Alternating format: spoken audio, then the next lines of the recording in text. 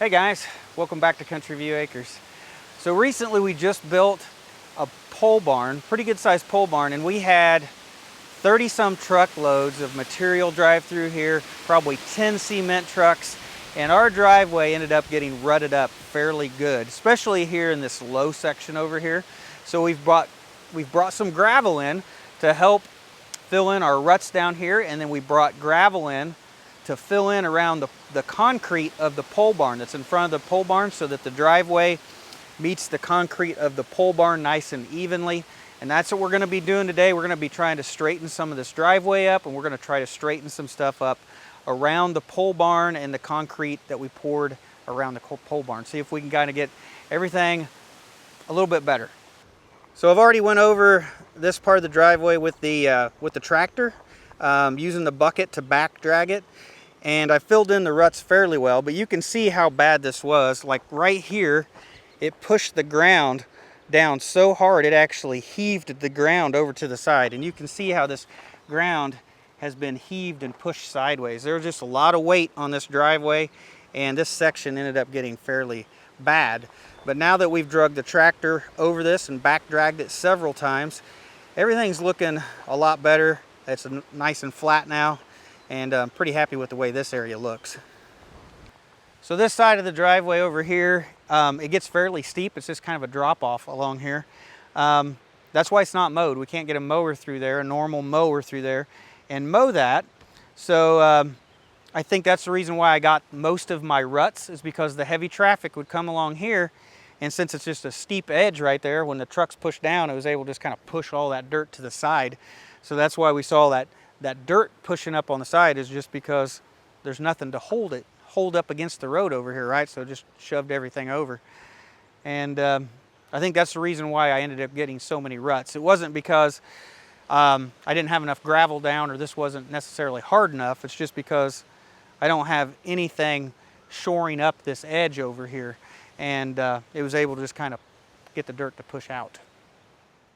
So I used the bucket on the TYM tractor. I had that tilted down, and then I dropped that down into float position.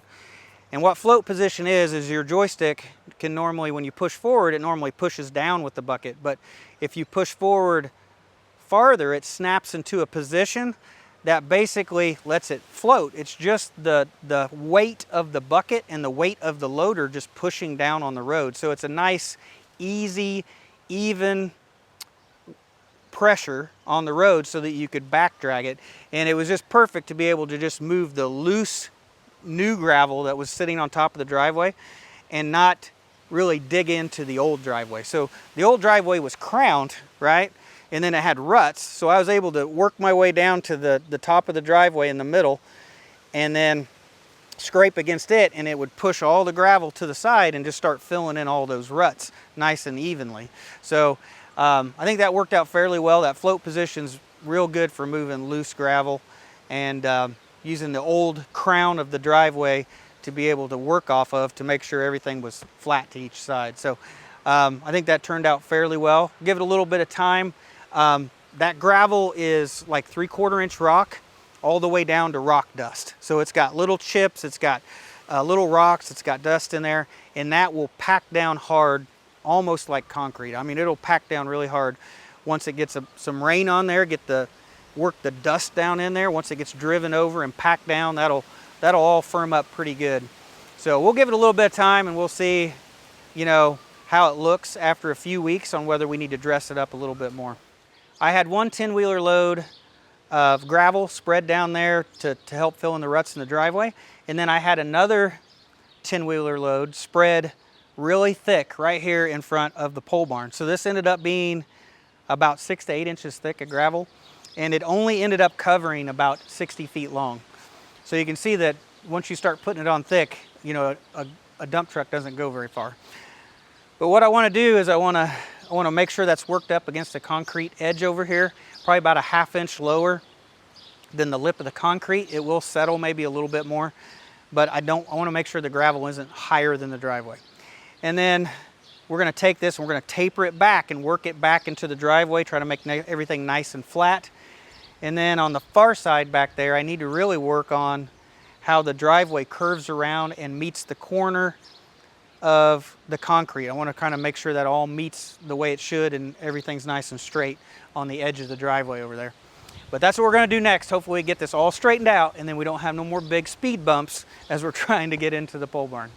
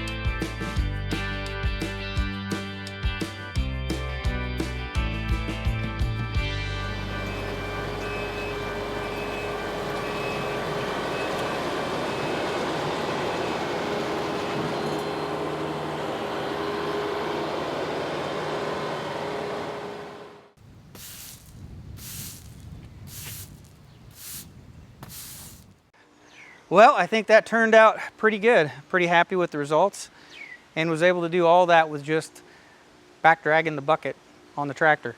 So the bucket does work fairly well for that as long as it's nice, loose gravel like that. Now, if I was wanting to rework this old driveway here, I would really need something like a box blade with some rippers, something to be able to really tear into that and break that back up, loosen it back up. And my dad's got one, so I could always borrow his if I needed to, but for what I had today, I think the bucket worked out fairly well. Some people are gonna ask why I didn't use the blade that I have. Well, the blade that I have actually only fits on the Allis-Chalmers tractor. It's not a 3-point blade, it's a snap coupler blade. It only fits on that old Allis-Chalmers. And the problem with the Allis-Chalmers is every time I've tried to do gravel, I felt like I've made it worse than ever better, because that blade will want to start to dig in and the 3-point arms will just sink. They won't hold position as good as they should probably, and it'll allow that blade to kind of dig in and go deeper than you want it to. So the best results I've had with the blade on the Allis-Chalmers is on gravel, is to back drag it, is just to use it backwards. And that's what we did with the bucket, so I might as well just do it with this tractor. But I think it turned out good. I might actually need some more gravel here later to maybe fill in this side over here a little bit more.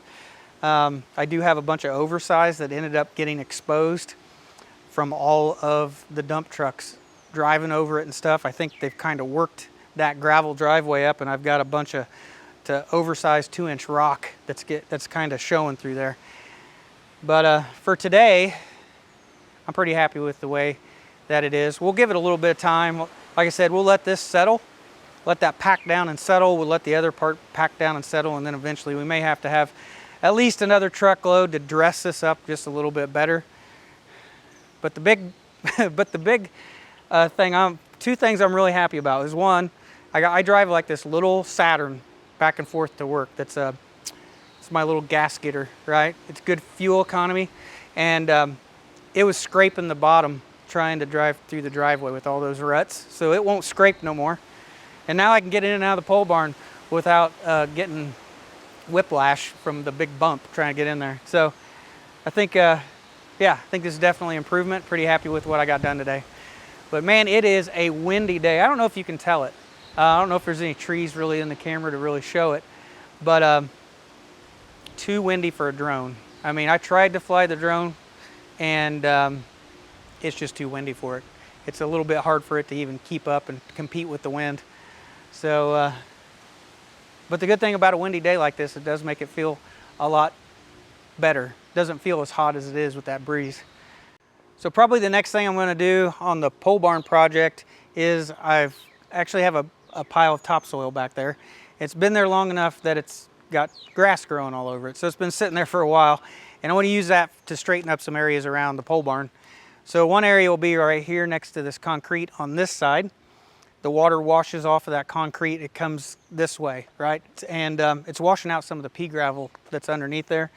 So I think I'm going to take some of that topsoil. I'm going to try to grade this out and get it the way I want that to all be. And probably get that planted with grass seed and cover that up with some of that bad hay that we had. And then the rest of that dirt pile back there I want to put on the back corner of the pole barn. There's never had any fill put around the back corner over there. Now it's not a lot. It only needs like 9 to 12 inches of dirt from the pole barn and then tapered out into the yard. So I don't think it's going to take a lot of dirt to regrade that very back corner, and that's something I think we'll be able to do with this this pile of topsoil that's sitting back here. And that'll be something that's probably coming up here at some point in time. Now, the big backfill, the main backfill for this whole side over here in this far corner, I still haven't quite decided how we'll do that and come up with that dirt.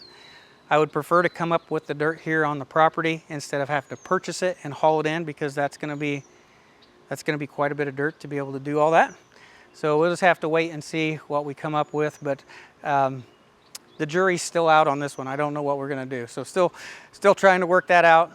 But at least right now with the gutters on there, everything there is fairly stable and not washing away. So I'm happy that that at least I think I've got time to try to figure out what I want to do there. So the only thing I'm probably not real happy about is this corner. I didn't get the circle driveway coming right around and running into the corner of the concrete the way I wanted to. So this gravel's kind of going out a little bit too far, and then I needed some gravel to fill in this area right here. Didn't quite get that straight, but we'll get some more gravel here later for another time, I'm sure, and then I can just bring probably just one bucket load over and I can straighten that up. But anyway, I think that's it for today's video, guys. So thanks for watching. I'll see you in the next one.